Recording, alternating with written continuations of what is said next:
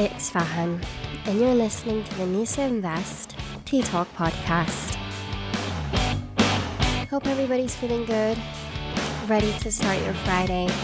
Alhamdulillah, it's Jummah today, and we're here to recreate in podcast form what happened last year at my local mosque sister circle, where a few of us got together and I was able to run a session on all things halal personal finance.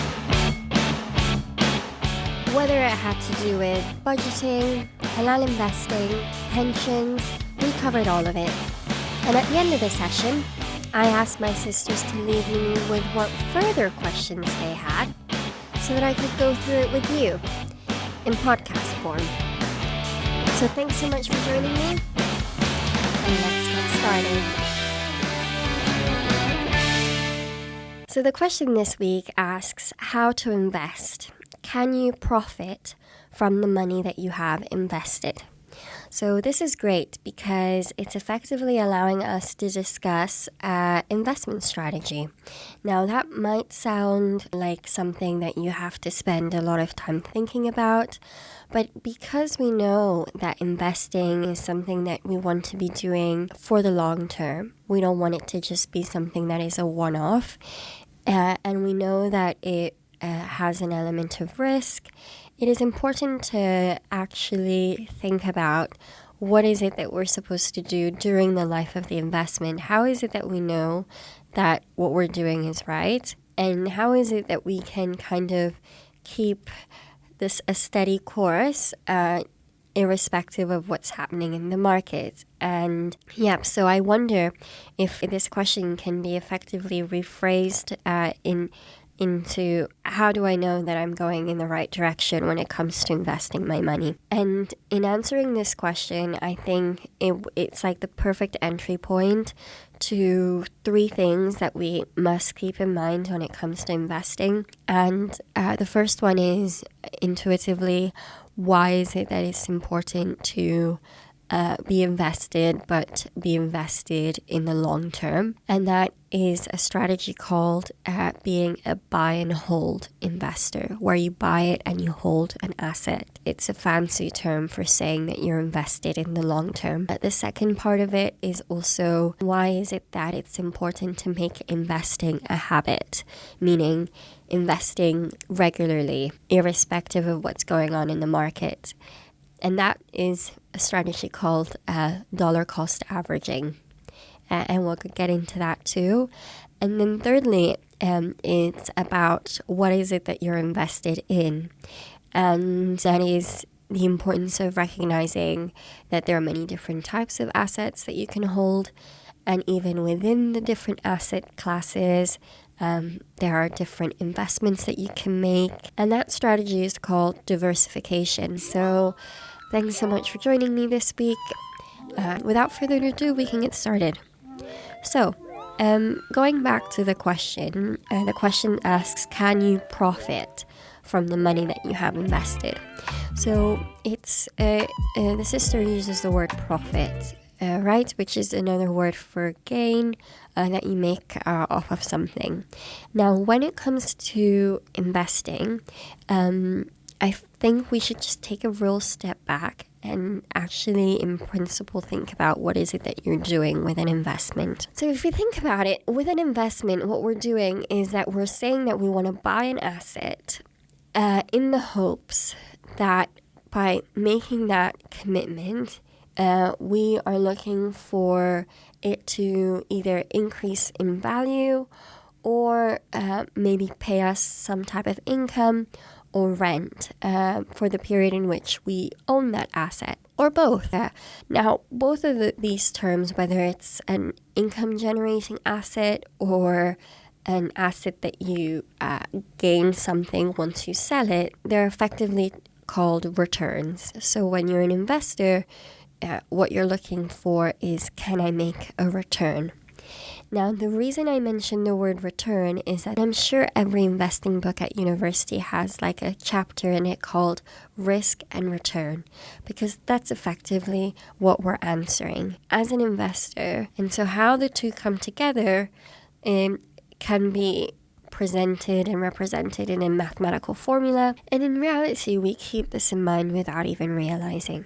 Because as an investor, when we're making decisions, you're simply saying, what am I to do with my asset allocation, which is basically saying, what am I to do with the money that I have available to invest? And whether or not you choose to put the money in the market, you've made that decision. And that decision boils down to, what's my time horizon? When is it that I will need that money? What kind of risk am I willing to withstand, and what my financial goals are. And so ultimately, you'll feel good about whatever decision that you make, because you're simply saying, okay, I want to achieve my financial goals in a timely way, and in doing that, I'm going to take a certain level of risk. Because of course, everybody, in an ideal world, what is it that we would love?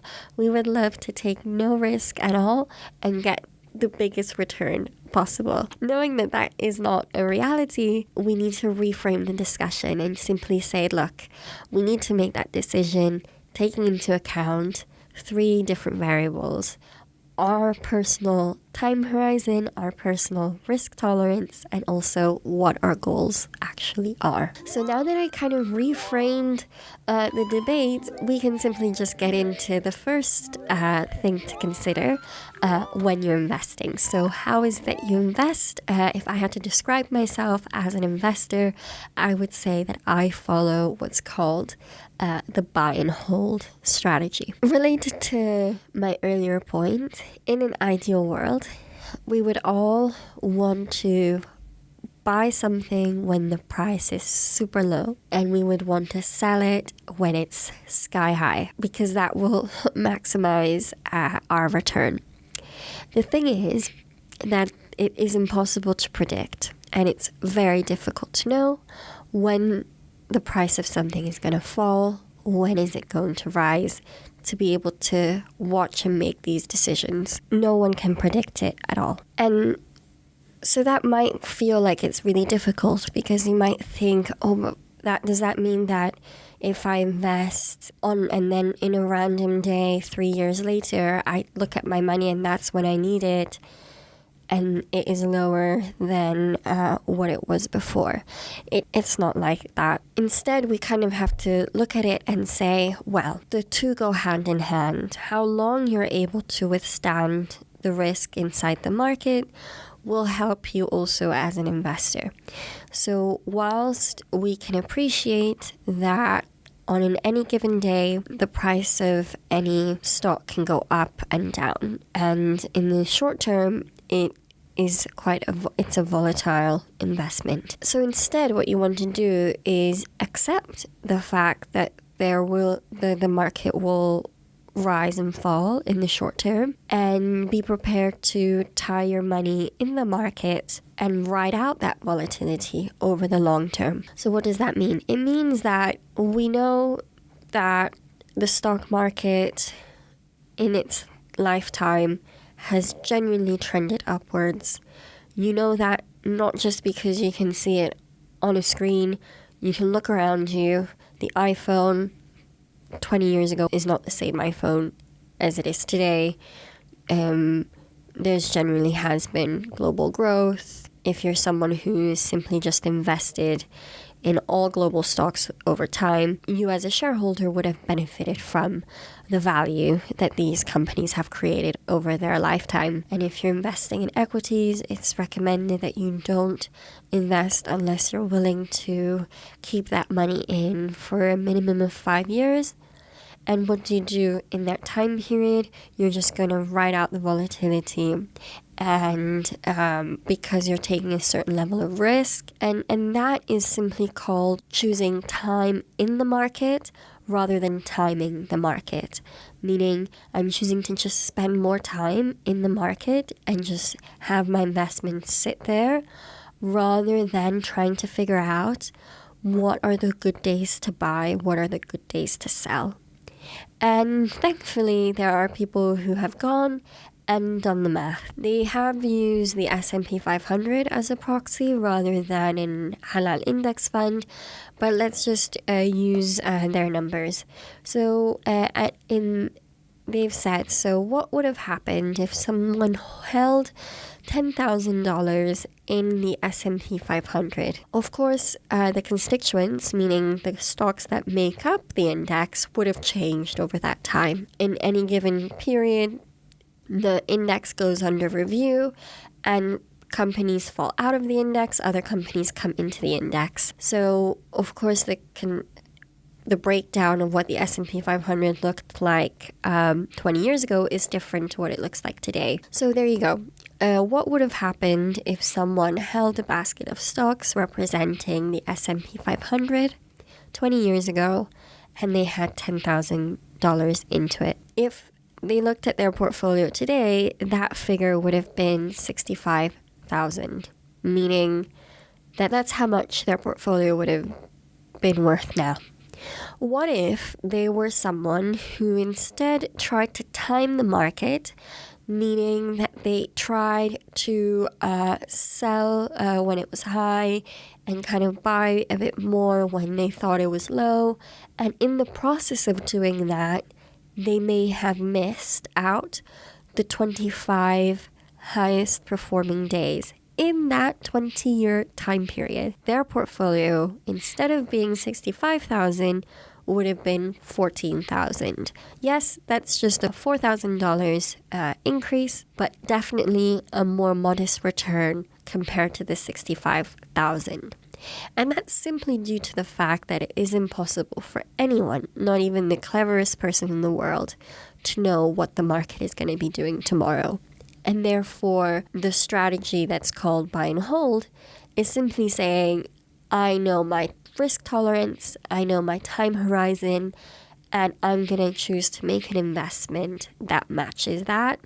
And so if I am an individual who is willing to tie their money in the stock market for a minimum of 5 years, you can be like, yeah, I'm okay with taking that risk. That was all about the buy and hold strategy. So you might think, okay, is there anything we can do to feel better about the risk that we're taking? And the answer to that is yes. So the second thing I'm going to discuss is this strategy called dollar cost averaging. It's related because you're not timing the market, you're making the decision even easier for yourself, where your approach is investing a certain amount into the market at a regular time interval. And it's simply called making investing a habit. It means that you will see that the volatility of the market, there will be days where it's up, there will be days where it's low. But as an investor, your strategy is simply to say, well, as part of my payday routine, or let's say that I have a certain amount of cash that over a time period I want to transfer into the stock market, I'm not going to put all that money in at once. What I'm going to instead do is break it up into chunks and put a certain amount into the stock market every month. I say every month because that's what I did, but someone can easily also do it every week or every 2 weeks, up to them. And in practice, what does that look like? It means that on days when the price is high and that you buy, there will conversely be days when the price is low and you will also buy. So if you averaged out the cost per share of the fund that you've bought into, that will average itself out. And you may hear people saying, when the stock market is down, that doesn't mean that you've lost money. You only lose money if in that moment you choose to sell. If you choose to hold them and the price rises again, you haven't what's called crystallized that loss. And so in practice, if you are using the strategy of dollar cost averaging, when you see that the price is low, even though I don't really pay attention that much, when you see the price is low and you still buy, that is simply saying that the market is on sale at the moment. Because the prices are low. And so why is it that this strategy is so attractive? It's simply taken together with buy and hold. It simply allows you to grow your wealth over time. And not only that, it removes the guesswork and, more importantly, the emotion out of it, because you are committed to, and if you did this with a standing order, you wouldn't even realize that it's happening, but you are effectively simply buying into the market and riding out that volatility over a longer period of time. But is there anything else that we can do? Yes. And the third and final bit about how to invest is the concept of diversification. And unwittingly, we've talked about diversification because I've said, there are many different asset classes out there. And not only that, we're also able to, within those asset classes, diversify. So within stocks and shares, we're able to buy into many different stocks at once by using index funds. And so sticking with stocks and shares, what does diversification allow you to do? It's simply saying that, we're not waiting for a stock that we are going to buy, hoping that, it goes to the roof right at the moment that we're ready to take the money out. No. Instead, if you choose to buy into a low-cost halal index fund because you're saying that the returns that you're looking for may be more modest because of the fact that you're taking more risk, but you're lowering your risk by spreading that risk across different stocks all at once, because that is what the index fund does. It is a basket of many different stocks. And in many ways, you shouldn't just look at it, it caps, it puts some kind of limit to my upside. You do so because, conversely, you don't want to have all your eggs in one basket and have that stock hit the floor if something were to happen with that company.